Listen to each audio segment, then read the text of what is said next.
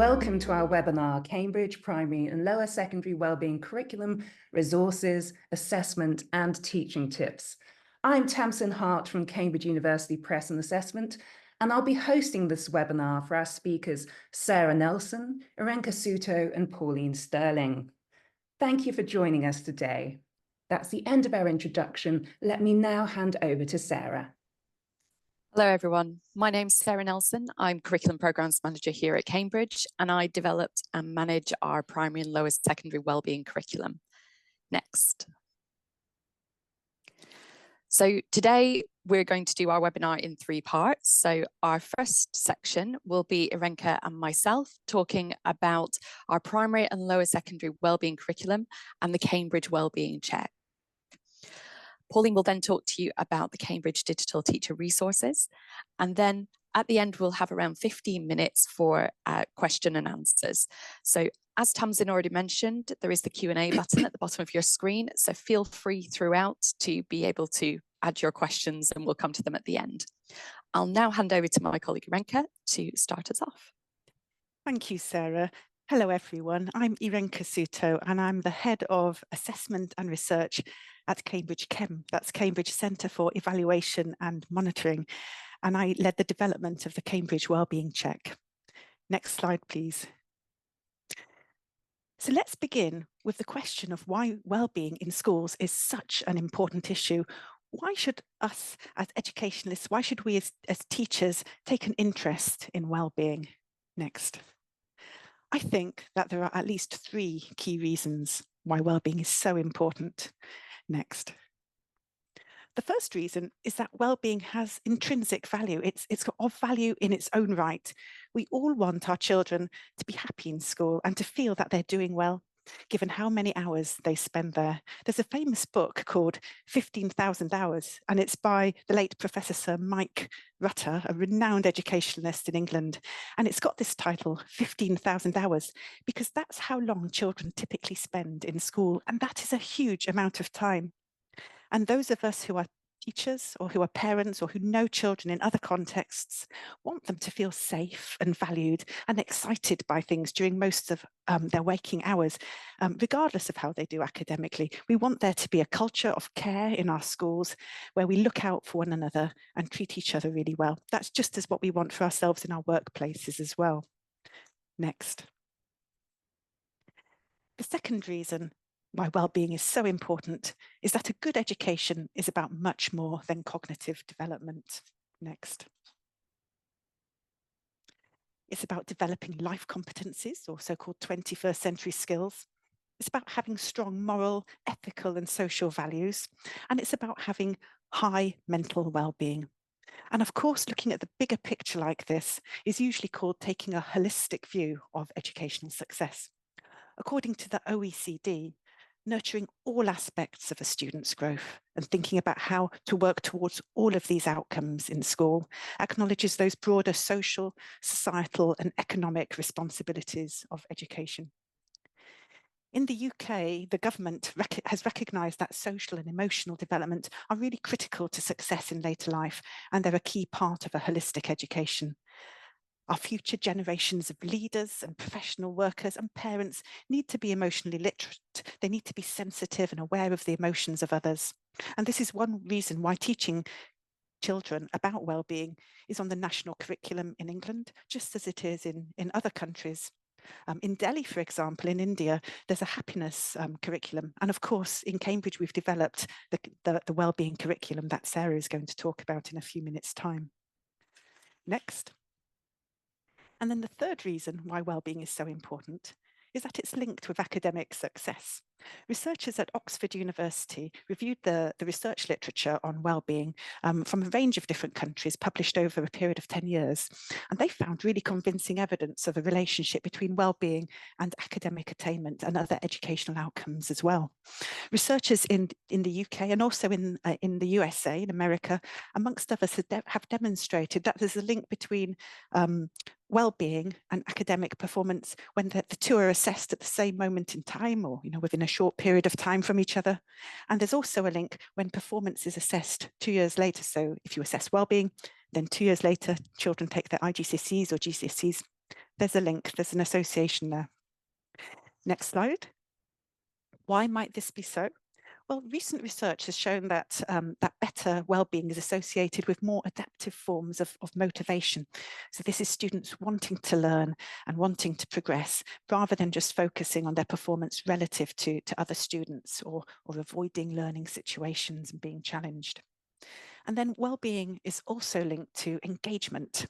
So, for example, there's an influential annual survey of well-being in the UK, which revealed that children with higher levels of well-being are more likely to have a really high attendance record at school, and they're less likely to skip school or take time off school for spurious reasons. Next slide, please. And over to Sarah. Thank you. Next slide. So we have a modern analysis of the performance of education systems really suggests that curriculum coherence is vital and it's associated with high performing systems. So when we design our program, so that includes our wellbeing program as well as all of our others, we're always looking to ensure that there is coherence between all the different elements of the program. So today, those elements that we're focusing on are our curriculum. And for pedagogy, we're talking about our support materials and endorsed resources, including those Cambridge digital teacher resources. And for assessment, we're talking about the Cambridge Wellbeing Check. And when all of these are aligned together, they reinforce one another. And they end up resulting in a programme that's greater than the sum of its parts. Next. So we'll start just by looking at the curriculum. So this shows you an overview of the primary and lower secondary wellbeing curriculum structure. And you can see both our primary and lower secondary are organised into 3 strands: understanding myself, my relationships, and navigating my world. And through these strands, this allows learners to explore multiple facets of their wellbeing. So if we focus on the understanding myself, this allows learners to look at the personal aspects of wellbeing. They are able to reflect on and identify their emotions and explore ways of managing those emotions. They will also explore the impact of their healthy habits. So that's considering both their physical and emotional well-being. Think rest, exercise, nutrition, etc. Then we have the My Relationship strand, and this focuses on the role of interpersonal relationships, and that's on their own and on others' well-being. And when we talk about relationships, we're talking about all the different relationships, interpersonal relationships that learners may experience. So that could include friendship, family, community, both school community, their wider community. And it gives learners the opportunity to understand and respect boundaries. It gives them tools to learn their communication skills, to implement those communication skills, and consider the importance of community and respect for diversity. And finally, in our Navigating My World strand, this focuses on the global, and it's the impact our interactions with the world have on our own and others' well-being. So through this strand, learners have the opportunity to identify and assess real-world and online hazards. They explore different strategies for managing changes, and they explore issues around sustainability, the impact of plastics, and their fundamental human rights. Next. So if you're already a primary or lower secondary centre, you already have access to our wellbeing curriculum. This is already on the support sites. And as part of the primary and lower secondary programme fee, we include all of the different materials that you can see on screen. So you can see that we have the curriculum framework, the progression grids, the teacher guides, schemes of work, online training, and the community online forum. And I'll talk about some of those in a little bit more detail. But first, I just want to draw your attention to 2 key messages that appear within our support materials. The first is that the wellbeing curriculum has been designed such that it can be integrated into your existing school curriculum, because we know that time is such a precious commodity and is very much rare. So we want this to be able to be integrated within what you already have. So we have mapping within our schemes of work that will support you to implement an integrated approach. And that means you can utilize your existing teaching and learning approaches and adapt them to then incorporate a wellbeing context. And the second point I want to raise is that there is guidance within our teacher guide about language use. So There's theories around psychological constructivism that tells us that an emotional reaction to language can be influenced by a number of contextual factors, and that language choice is one of those factors. So there are numerous studies that demonstrate we have a more pronounced emotional response to our most proficient language, and those that we acquire at a really young age. So if I say to you, and please excuse my pronunciation, if I say halas, ayapas, or stop it, I just gave you the same instructions, hopefully, in Arabic, Spanish, and English. But you may have found that your contextual knowledge of each phrase colours the way you respond to it. So personally, I end up having an emotional response to the English phrase because that is informed by my childhood experience of hearing it. But I don't get that same response to Arabic or Spanish. So aligning with that research, our guidance when teaching and learning wellbeing is that even though the curriculum is in English, there is no requirement to only use English. You and your learners should be encouraged to reflect on and express yourselves in the language that's most appropriate for the purpose. So when we talk about integrating the curriculum, it can be integrated with the other Cambridge subjects, but also any other subjects that you're using that may also not use English. Next. So in addition to the materials included in the programme fee, we have endorsed resources from both Cambridge and Collins. I won't go into too much detail now, but Pauline will give further information about the Cambridge endorsed resources, those digital teacher resources, later on in this presentation. Next.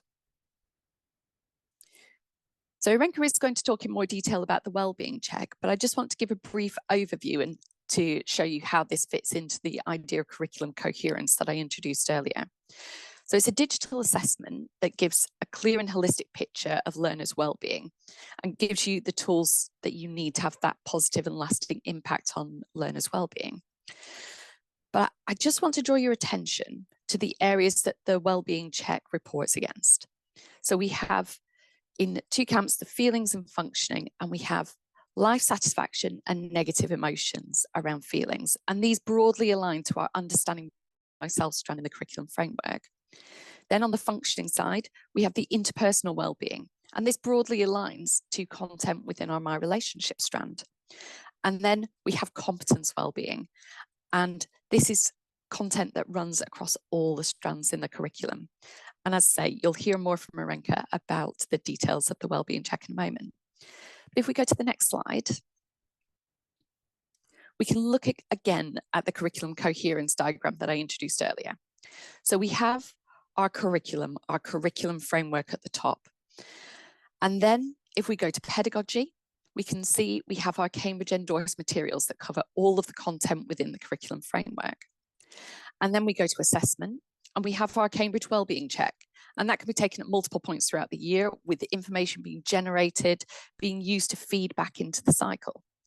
So I'm going to give an example of what this cycle could look like in your school.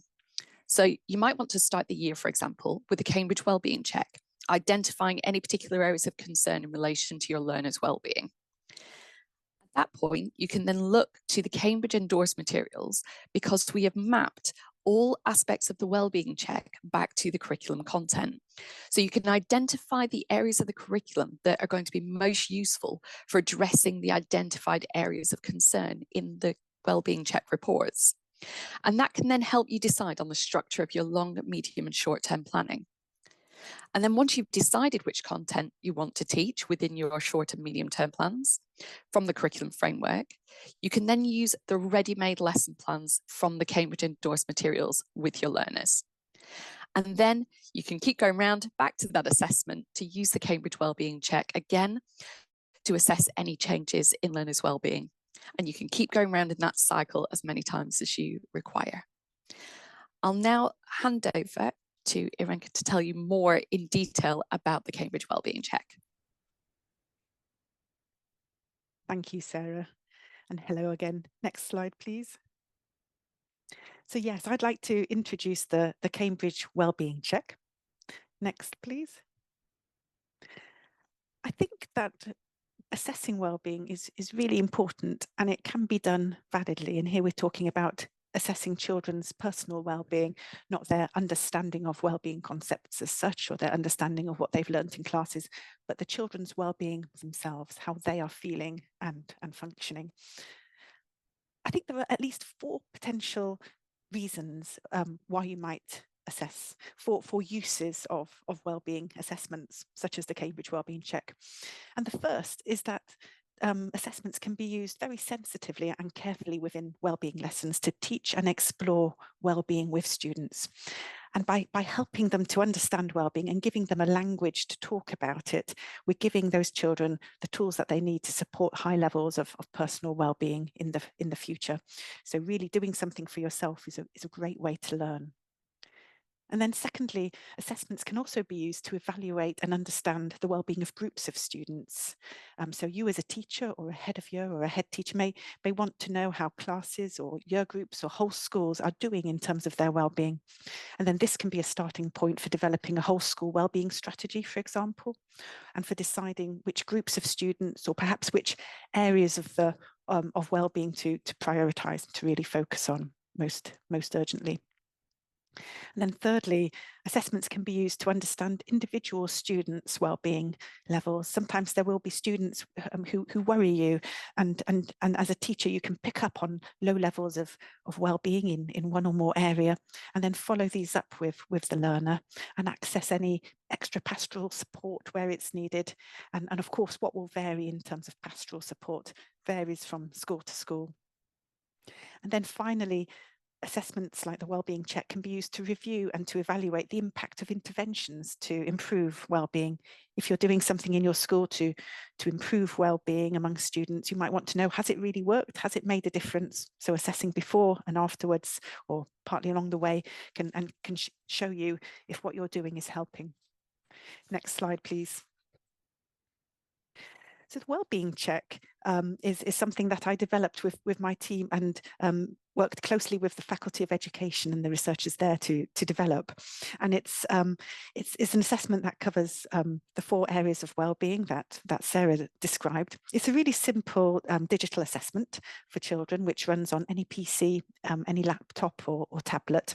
And the results are generated automatically. So you don't need to do any scoring or marking. And then, as Sarah mentioned, it can be used on multiple occasions. You can use it throughout the year, just whenever you want. And there's a really strong theoretical and empirical research base behind it, which was driven by Dr. Ros McClellan in the Faculty of Education. And it's been trialled successfully in the UK and also internationally with children and young people from age 7 to 18. Next slide, please. Here are some example questions. The check itself consists of 22 really simply worded questions, which are essentially statements that all start with, when I am at school, I feel, and something. And these cover life satisfaction, the absence of negative emotions, interpersonal relationships, and perceived competence. And children respond to each of these statements by clicking one of 5 response options to indicate the frequency, how often they experience the feeling, and they can choose not to respond, of course. Next slide, please. And then once the assessment has been completed, a suite of 12 reports is generated automatically, and here's one of them. It shows that for each statement in the assessment, you can see the percentage of students who chose each response option from never through to always. Next slide. And we've developed some lesson plans specifically for introducing the Wellbeing Check and using it in the classroom. So these are additional to the ones that to the lessons that Sarah was talking about early. They are optional for use with the Wellbeing Check, but they help teachers to create an appropriate atmosphere in the classroom, to introduce a safe space and to introduce the Wellbeing Check with their students and then follow up with them afterwards. And then, as Sarah mentioned, understanding which areas of wellbeing are of most concern for a particular group of students can then help you as a teacher to prioritise which areas of the wellbeing curriculum to focus upon first, and then what to address later on, perhaps. Next slide, please. And now I'd like to say a little bit about resilience, because this is something that we're often asked about. It's a very topical construct at the moment, very topical concept, and it is really supported by the wellbeing programme that we offer in Cambridge. So what is resilience? Next slide, please. Resilience is typically viewed as a character strength that is likely to positively impact an individual's performance, their achievement, health, and well-being. And the American Psychological Association defines resilience as the process and outcome of successfully adapting to difficult and challenging life experiences, especially through mental, emotional, and behavioural flexibility and adjustment to external and internal demands. So in other words, it's about being able to weather the storm when life gets really tough. And studies in education suggest that resilience is a really important predictor of self-esteem, enjoyment in school, and class participation as well. Okay, over to you, Sarah. Thanks. Next. So in the centre of the screen, you can see an example of a learning objective from our lower secondary wellbeing curriculum framework. And this shows one way in which we're supporting and building resilience within the curriculum. And actually, I picked this particular learning objective because I think it's a good example of the balance we're looking to achieve across the whole curriculum. If you look at the blue box and the section of the learning objective that has the blue underlining, you can see that we are looking to empower learners to know what it is that they're learning, understand why it's important, and to give them that meta language that they can then use to be able to express themselves in an accurate way. We then also have the second half of the learning objective that you can see through that pink box with the pink underlining, where you can see that we're really conscious that one of the most important aims of the curriculum is that it has that positive impact on learners' own and others' well-being. So we're always looking to provide opportunities for learners to actively develop those skills and strategies that they need to be able to actually do this. Next. So our schemes of work that I mentioned earlier and the indoors resources, they provide examples of how to cover each learning objective, and that's through your teaching and learning. So the image you can see on your screen now is taken from our lower secondary scheme of work and shows how we provide suggested teaching activity, key vocabulary and links, both within the wellbeing curriculum and cross-curricular links to other subjects within the primary and lower secondary programs. So as I mentioned earlier, that cross-curricular link in particular is there to help you with integrating this within your school curriculum. Now, if you're familiar with our other primary and lower secondary programs, you will be quite familiar with that approach to our schemes of work, but I'm going to focus us in a little bit more on something new that we've added specifically for wellbeing. Next. So what we have here are 3 additional rows. So we're focusing in on spontaneous teachable moments, key points to consider, and theory. So spontaneous teachable moments are giving ideas and strategies for how you can continue to be embedding and reinforcing aspects of the wellbeing curriculum in your day-to-day interactions with learners. Because we know, for example, that you may want to teach something explicitly, but these are skills that they should be continually embedding. You can then see that we have key points to consider and theory. So what we've heard from teachers when we've spoken to them about our wellbeing curriculum and this development, they've said, you know, none of us are specialists. We're not necessarily used to teaching these. Our specialisms lie in other subjects or in primary more generally, for example. And we're not entirely certain exactly what to cover. So the key points here are to provide guidance in relation to what should be covered. And the theory gives you an overview of the theory that underpins the ideas with enough information that if you do want to go and find out more, then you're empowered to do so. So this all gives guidance. And the one I've shown you specifically is the guidance from the scheme of work around that resilience learning objective. So next slide. So there are lots of different strategies that you can use to promote resilience. And I've given 5 examples here. So the first is about embracing failure as a learning opportunity. So this is when we're asking learners to think about what they can learn from what has happened and not seeing failure as an endpoint, but just as a stop along along the way that gives us important lessons that we can learn. The next is around encouraging problem solving.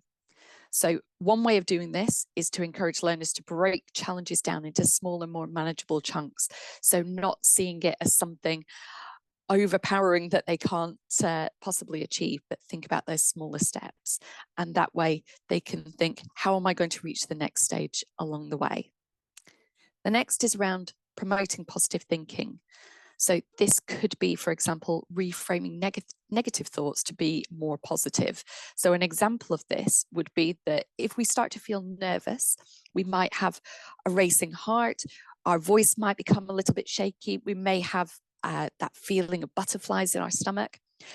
And when we start to think about it, those kind of feelings also happen to be symptoms of excitement as well. So if we start reframing those feelings and thinking, am I nervous or am I excited? Maybe I am excited. And we start then promoting that positive thought and we start believing it, then we take all that adrenaline that is not particularly helpful when we're feeling nervous and makes us very self-aware. And we use that adrenaline to help with our excitement and it gives us a boost. So that's one example that we can use those.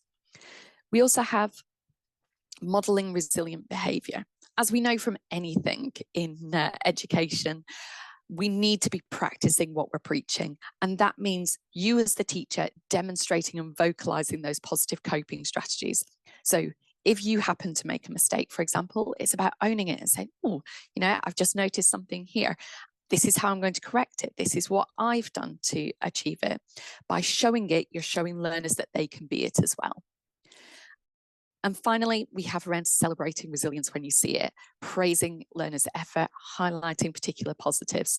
Again, this is not just specific to wellbeing or specific to resilience, but is something that you can be doing throughout the curriculum, always celebrating the positives when we see them. Next. So of these strategies, many of them are then explicitly supported by learning objectives, other learning objectives within the curriculum. So you can see in the boxes on the screen some other examples. So for example, if you look at the learning objective in the bottom left-hand corner, which says explore how mistakes can become positive learning experience, you can see that this goes back to that idea of learning from our failures, our mistakes, and also that idea around reframing the negative into positive. So what you can see is throughout the curriculum is supporting you to be embedding all of these strategies. Next. So we're sharing lots of strategies and lots of ideas, and I'm about to hand over in a second to Pauline, who's going to tell you more about the resources. But first, I just want to emphasize that you're going to have opportunity today to ask us questions. But if you find that after this webinar, you still have questions about the primary and lower secondary wellbeing curriculum, you can go to the forum, which is accessible through the primary and lower secondary support sites, and it's also on the community page of the School Support Hub, and you can contact us directly with any questions that you may have. Thank you. Next. And I'll now hand over to Pauline to talk to you about the Cambridge Digital Teacher Resources. Hello, everyone. I'm going to introduce myself now. Next, please. Okay, so I'm Pauline Stirling. Next, please. I'm Pauline Stirling. I taught in UK schools for 32 years. I wrote the scheme of work and the lesson plans for the Cambridge Lower Secondary Wellbeing Resource, Stage 7 to 9. I was responsible for the teaching of personal, social, health and economic education, known as PSHE, across the school in 11 to 19 mixed comprehensive school just before I retired. As soon as I retired, I began writing educational resources, including a Key Stage 3 PSHE student book and teacher book. I'm passionate about global learning and outdoor learning. In my spare time, I volunteer at my local horse riding stables and I walk my 2 dogs, and I'm a trail runner. I like to be active. Next, please. Okay, so the challenges. Developing a whole school wellbeing might mean making changes across the whole school. And we know changing a school culture, ethos and environment can take time. They're very likely to be challenges to overcome. And I think the 3 main challenges, you might come across negative attitudes. you might need to be convincing your colleagues of the importance of developing school mental health and the impact it has on learning. Lack of time. Teachers are very busy. Schools, hectic places. The lack of time can cause resistance to change or to try something new. And also the lack of adequate resources. How are we going to do this? Next, please. So we need to address these challenges. To be successful, wellbeing should be properly integrated in the whole school community. The Cambridge Wellbeing curriculum has been designed to be integrated and is mapped to the rest of the Cambridge primary and lower secondary subjects. Sarah mentioned spontaneous teachable moments. These are highlighted, and I'm going to come back to these again in a minute, so that teachers can recognise opportunities to teach about wellbeing throughout the school day. Most teachers will be doing this anyway. You'll be checking on the wellbeing. Did you have a good weekend? That sort of thing. But this just highlights them in the curriculum so that you're actually aware when you are reinforcing wellbeing. With wellbeing properly integrated across the school, the importance of developing school mental health and its impact on learning should be obvious to all. A good wellbeing curriculum gives learners the knowledge and confidence to lead safe and healthy lives. This too will have a positive impact on the school as a whole. Next, please. So, improve educational and life outcomes. PISA data shows that improving learner wellbeing has a positive impact on learning outcomes and success in later life. And our lesson plans cover all the learning objectives in the curriculum. Each lesson plan asks learners to set actions to improve their own and others' wellbeing. There are links to the Cambridge Wellbeing Check. They enable teachers to provide targeted support. And there's a letter and presentation from parents included, explaining the benefits of learning about wellbeing. Next, please.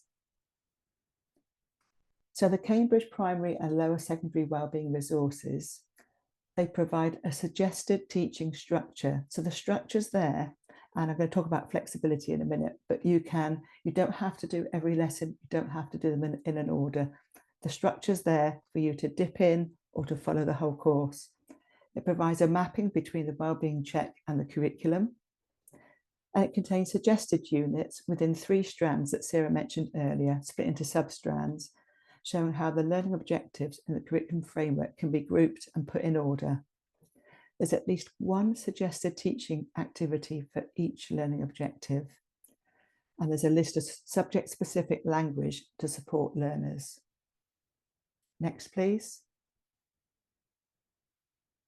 So, first editions of the Wellbeing Curriculum Frameworks, here they are, they'll be published in June 2024.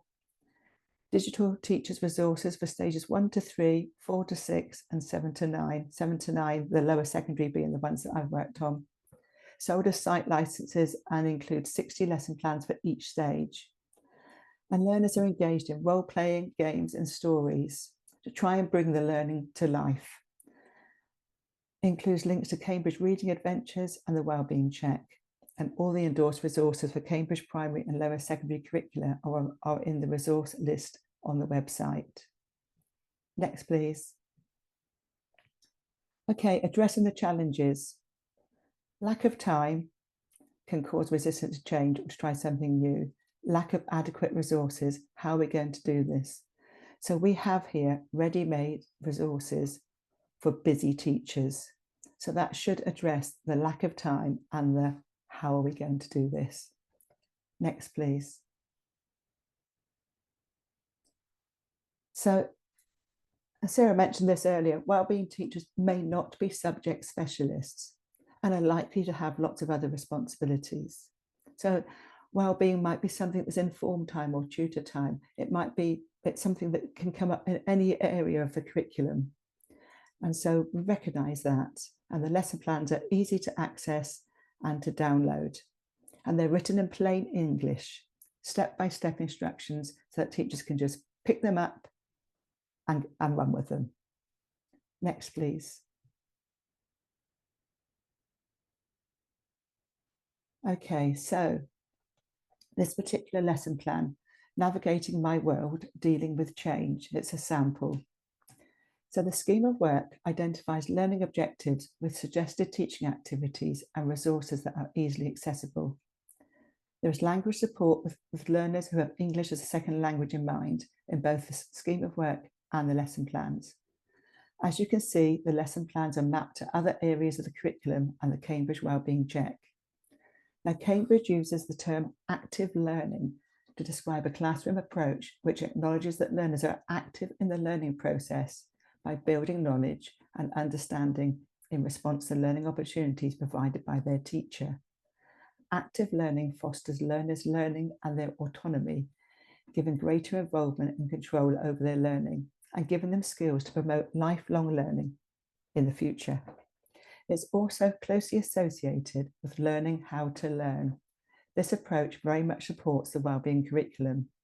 So this is a typical starter activity where learners are active. Next, please. So the resources are aimed to be flexible and adaptable because every school will have a different setup, different timetables, different cultural contexts. So there's not one size fits all. You can dip in and out of these. Schools may fit wellbeing into homeroom, tutor group, form time, have dedicated lessons, or run one-off assemblies, or more likely, they would use more than one of these. It might be the odd lesson here and there. It might be taught in other subject areas. So our flexible lesson plans are provided in three times digital teacher resources and cater to all these setups. Each lesson plan includes suggested timings, and they can be edited or adapted to meet your needs. And the lessons can be taught in any order, and they're all optional. So you can leave lessons out, you can change them around, designed to be flexible because that's what you need. Okay, next, please.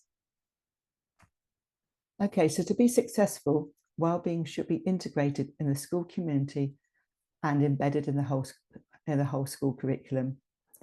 As well as curriculum time being given to wellbeing, teachers should recognise opportunities to teach about wellbeing across other subject areas. The Cambridge Primary and Lower Secondary Wellbeing Resources identify spontaneous teachable moments so that wellbeing can be reinforced throughout the school day. So as I said earlier, this is something that you might well be doing anyway. It's not you, but it's just bringing that to your attention. It might be in form time, across other lessons, waiting to go in the classroom, playtime. And we're going to look at examples of these from each strand and substrand. Next, please. So here we've got an example. Understanding myself as the strand, identifying emotions as the substrand. We have the learning objective, and then we have a suggested teachable moment.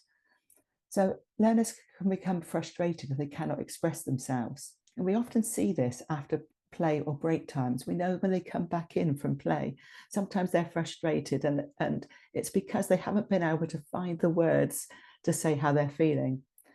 So we encourage learners to express how they're feeling if they appear sad, worried, or upset. Help learners to find the appropriate words or express their feelings sensitively. Next, please. The strand is understanding myself and the substrand managing emotions. If a learner is struggling with a maths problem, for instance, for example, encourage them to persevere and share their ideas with others. This will help them work towards growing independence and creating their own solutions. Next. So the strand is understanding myself and the substrand is healthy habits. So after a weekend, and we probably do this anyway, ask learners what they did over the weekend. If their activities involved being outside, ask them what physical and mental benefits they felt from being outside. This can be in any lesson or could be in the playground. Next. So the strand is my relationships and the substrand is healthy relationships. So allow learners to share their experiences of a special day. Again, this could be in a lesson time or out of a lesson time. Next. Okay, navigating my world is the strand, staying safe is the substrand. So when out on a school trip or on an expedition, share some of the aspects of the risk assessment of the learners. We need you in groups of 3. Why do you think we need you in groups of 3? Why have we put that in our risk assessment? What are the risks? Why are you better off in groups of 3? We need you to find a buddy, that's someone to check on who will check on you. Why is this? Why do you need to have a buddy? Why do we need to know where you are? How can being with a buddy keep you safer? Next. So the strand is navigating my world and the substrand is staying safe. Remind learners where the first aid kits are within a school and how they should go about reporting a medical emergency. And this should happen regularly. This is not a one-off. How can you keep yourself safe? Next. So again, the strand is navigating my world. The substrand is dealing with change. Following a problem-solving activity, remind learners of metacognitive strategies that they have used to reinforce their learning so that they're ready next time that they're faced with that similar problem. And next, this is the last one of these. So navigating my world is the strand. The substrand is making a difference. So this is something that we do anyway. You see a learner dropping litter. Remind them that it's everyone's responsibility to look after the environment. And you can see the learning objective there is identify ways they can protect or improve their local environment. Okay, next, please.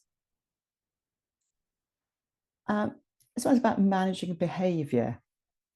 Some teachers may worry about teaching well-being. They might be concerned about discussing sensitive issues in class and the effect that this might have on classroom management. The Cambridge primary and lower secondary wellbeing curriculum and support materials have been designed to allow sensitive topics to be discussed in a safe way. Now, I always think it's quite a good idea to have a class agreement that you work on together. Learners and adults need to create the class agreement together from the first lesson, the first time you talk about wellbeing. And this can be referred to at every session and amended as necessary. So it's a working document.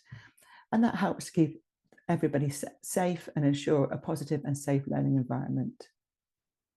Next, please.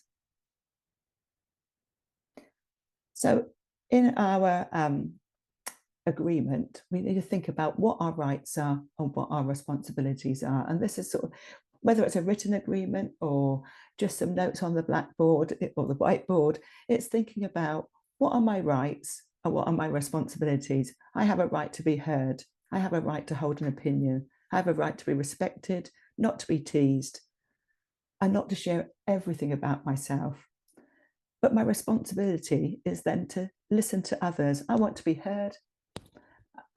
I need to listen to others. I want to have an opinion. I need to allow others to have their opinions. I want to be respected. I need to respect others. I don't want to be teased, so I'm not going to tease others. I don't want to share anything about myself, so I'm not going to ask personal questions of others. So this is just setting the scene for wellbeing lessons. Next, please. So age and ability appropriate. Always double check that the topic and resources are appropriate for the age and the ability of learners. As we've said, the resources are flexible and adaptable. You can tweak them to meet the needs of your learners. If you're not sure, ask pastoral staff or senior management in your school. Always watch videos before showing them to a class and check that there's no unexpected trailers that you would not want your learners to see. The curriculum is grouped into stages, 1 to 3, 4 to 6, and 7 to 9. And this gives schools the flexibility to introduce content when it's most appropriate for their learners. Next, please. And the resources are fun.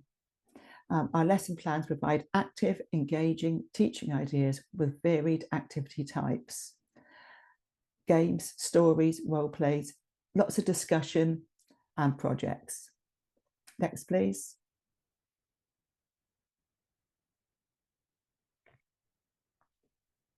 Okay, so a starter might be to form a group as quickly as possible. So you ask learners to form groups as quickly as possible. You call out different criteria. You can add more criteria or change criteria as appropriate for your class. So to get your learners into groups, you call out, form a group of 5 people who are about the same height. Find another person who has the same music taste as you. Form a group of people in which at least one person is wearing glasses. Find another person who has the same music taste as you, and so on. Okay, so these are active resources, getting the learners out of their seats and doing things right from the start. So we've got a sample here of a lesson plan. Next, please.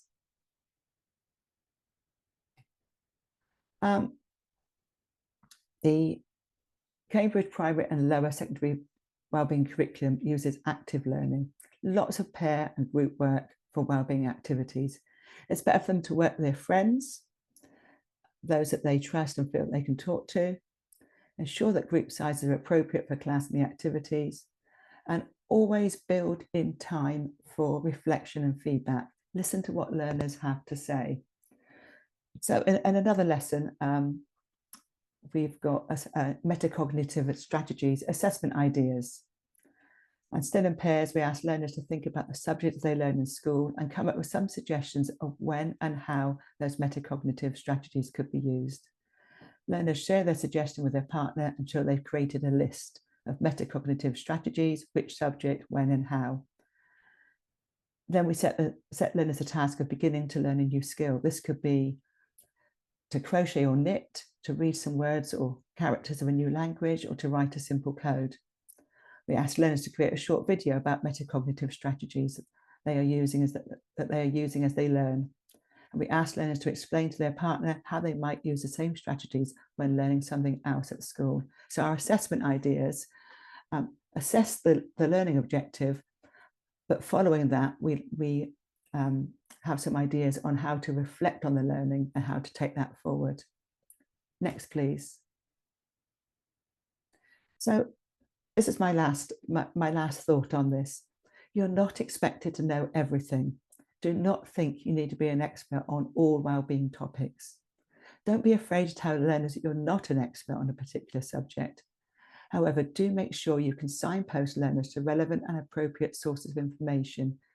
Check that these are age appropriate. Check with school senior management if in doubt. The curriculum provides key points for consideration and relevant theory to support teachers to develop their own knowledge on each subject. But as I say, you're not expected to know everything. Next, please. That's all from me. Thank you very much for listening to me. Thank you so much to our speakers, Sarah, Pauline and Irenka, for such a brilliant presentation. Thank you for joining us today. Good luck with your teaching and goodbye.